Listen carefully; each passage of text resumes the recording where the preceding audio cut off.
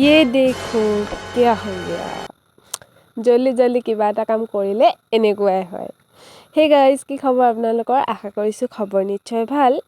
আজি আকৌ আপোনালোকৰ মাজলৈ আহিলোঁ এটা চকলেট কেকৰ ডেকোৰেশ্যন ভিডিঅ' লৈ সো ভিডিঅ'টো শেষৰলৈকে চাই থাকক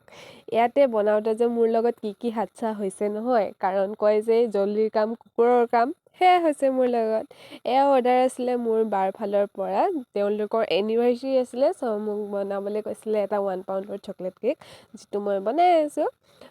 দেৰি হৈ গৈছিলে সো মই সোনকাল কৰি আছিলোঁ এনেদৰে মই ক্ৰাম কোড কৰি ল'লোঁ এতিয়া মই উঠাব লৈছিলোঁ মোৰ বৰ্ডখনত এখন উঠাওঁতে মই ধুনীয়াকৈ ধৰিছিলোঁ প্লেট নাইফখনে এনেকৈ সুমুৱাইছিলোঁহে এয়া হৈ গ'ল আৰু শুনক মোৰ ৰিয়েকশ্যন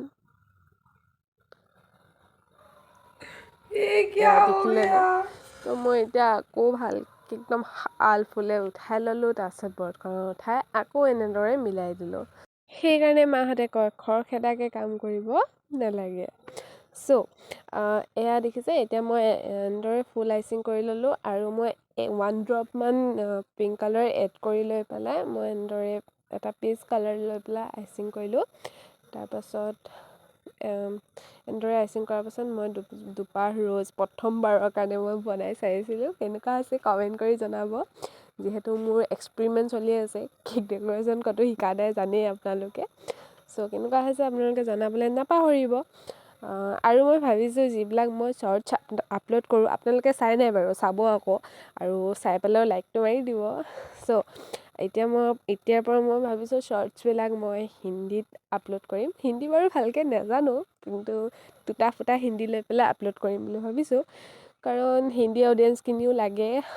অসমীয়াৰ ইমান ভিউজে নাপাওঁ সো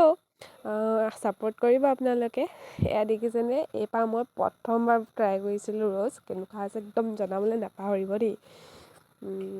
তো এনেদৰে মই এটা চিম্পুল ডেকোৰেশ্যন কৰি ল'লোঁ আৰু তলত মই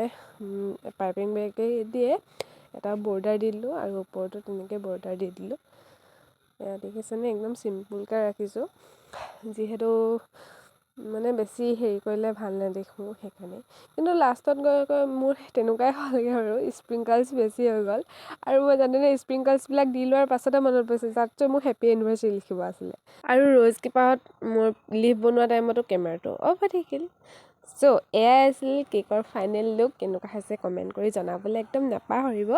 একদম এটা চিম্পল লুক দিবলৈ চেষ্টা কৰিছিলোঁ কেনেকুৱা হৈছে জনাব আৰু যদিহে ভিডিঅ'টো চাই ভাল পালে তেতিয়াহ'লে কি কৰিব লাগে জানেই like comment share and subscribe please support অকণমান কৰি দিব শ্বেয়াৰ কৰি দিব আজিলৈ আহোঁ পুনৰবাৰ লগ পাম নতুন এটা ভিডিঅ'ৰ সৈতে বাই বাই থেংকছ ফৰ ৱাচিং